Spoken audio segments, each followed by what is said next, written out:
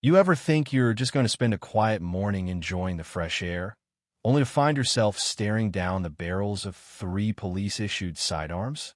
Yeah, Marcus Wellington didn't think so either, and trust me, you probably won't survive this one without your blood pressure spiking at least once. So, before you get comfortable, take a moment to like the video and subscribe, but only if you genuinely enjoy what I do here. And while you're at it, drop your location and local time in the comments. I am curious where all this drama is finding you today. The sun's barely crested the hills when Marcus, 40 years old, 6 feet tall, and in what can only be described as FBI casual, is pacing the edge of his brand new 50 acres in Oakage County. The land is gorgeous rolling hills, oak trees older than the town itself, and also historically off-limits to anyone who doesn't have the right last name or skin color. The Whitfield family owned it for generations, and locals aren't exactly sending Marcus fruit baskets for changing that. Most don't know his day job involves busting drug cartels and corporate crooks. They just see an outsider and an accomplished black man at that, taking a piece of their history. Historians still argue whether land ownership in towns like this is about heritage or control, but Marcus knows it's both. 3 days in, and he's already clocked the small-town cold shoulder. The waitress who suddenly forgot her job description, the gas attendant grilling him like he's auditioning for Suspicious Outsider of the Year, and a neighbor cleaning a shotgun in slow motion while staring right at him. Still, he's focused. His real purpose here is deep-cover FBI work, looking into corruption that ruined his father's life decades ago. Then comes the crunch of tires too fast for country courtesy.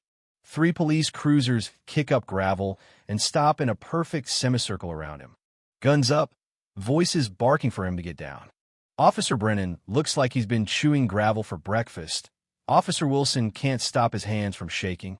And Sergeant Grimes, well, he wears authority like cologne. Marcus tries the polite route, explaining he owns the property, but they're not here for polite. Seconds later, he's face down on his own land with a knee in his back, Brennan announcing to anyone within earshot that they've found drugs in his truck. Marcus doesn't flinch. He taps his watch twice. Silent signal, GPS beacon activated. Not Operation Sunlight yet, but close. It's the kind of tech that could pass for a luxury fitness tracker, though in reality, it's recording every insult, every threat, every lie they're about to tell. Out on the edge of the crowd, he spots a woman with her phone angled, just so possibly a journalist. And for the first time since the cruisers arrived, Marcus allows himself the smallest spark of hope. The ride to the station is a masterclass in awkward silence, broken only by muffled talk between Grimes and Brennan about keeping the mayor happy. Marcus catches fragments through the mesh divider just enough to confirm this isn't random harassment. It's choreography. And like any bad dance routine, the steps have been practiced for years. The Oakage County Station is a tired brick relic from the 70s. Flickering lights, security cameras that could double as museum exhibits, and blind spots you could drive a tractor through. They take him in through a side door, far from the public eye.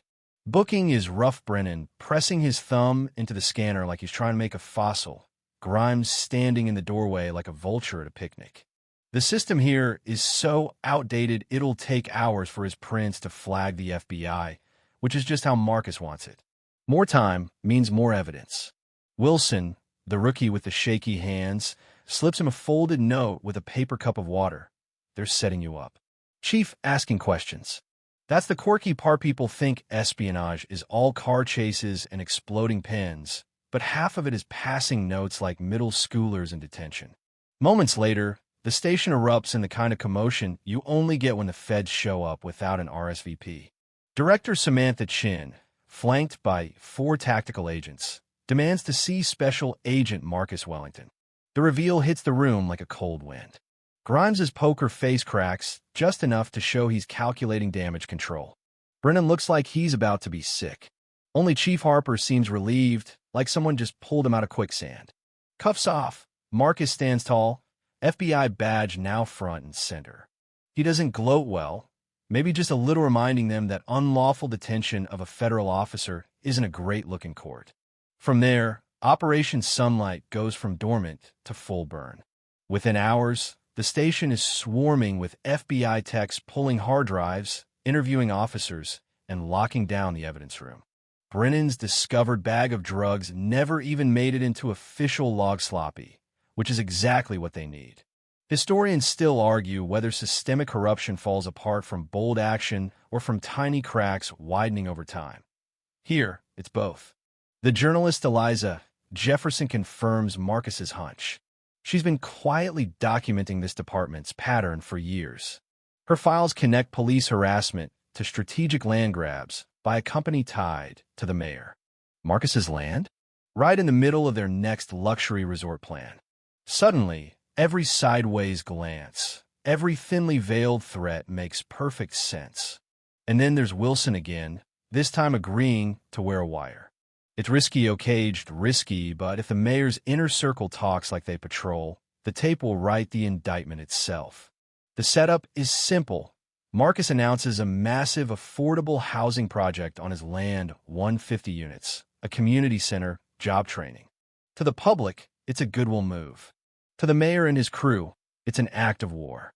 Within minutes, Collins calls an emergency development committee, meeting really just the inner circle of their operation. Wilson sits in that meeting with a wire tucked into his shirt collar, listening as decades of whispered suspicions turn into crystal-clear confessions. Collins spells it out. Affordable housing will tank their resort plans. Judge Hamilton coolly suggests zoning games, but Grimes cuts through the pretense. Remove Wellington, problem solved. Brennan, never one for subtlety, brags about planting evidence and roughing up property owners in the past. Historians still argue whether arrogance or greed sinks more empires. This room is a case study in both. The FBI moves in mid-meeting, warrants in hand. Marcus cuffs Collins himself, watching the man who ruined his father's life blink in disbelief as club members stare. Brennan bolts, making it halfway to the county line before Marcus catches him in the woods. This time, the cuffs go on just snug enough to remind Brennan of the difference between justice and payback. And then Brennan slips up, mentions Collins knew Marcus's father personally, that his name set off panic. It's confirmation of something Marcus suspected but hadn't proven. His father wasn't just collateral damage. He was a target. Trials roll out over months. Every major player gets convicted: RICO, civil rights violations, conspiracy. Wilson testifies, breaking the so-called blue wall. Harper turns state's evidence. And in the most personal moment of all, Marcus sits beside his father in a packed courtroom as the judge formally vacates his wrongful conviction. 30 years too late, but finally, the record is clean. Marcus could return to D.C., take the shiny new role leading a national civil rights task force, but he doesn't.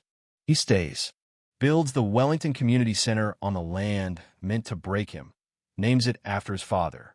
Eliza's there, documenting the rebuild, and somewhere in the middle of the workshops and late-night strategy sessions, they stop being just allies.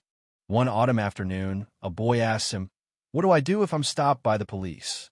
Marcus answers slowly, "Know your rights, document everything, build community, and remember that change isn't magistrate's work. The kind that takes root in places like Oakage, if enough people care to keep it alive." The final leaves of the season drift across the gravel drive as Marcus locks up the community center for the night.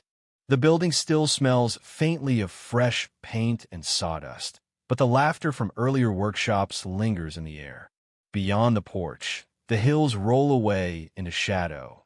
The same hills that once hid threats and whispered warnings, now standing quiet under a sky brushed with gold.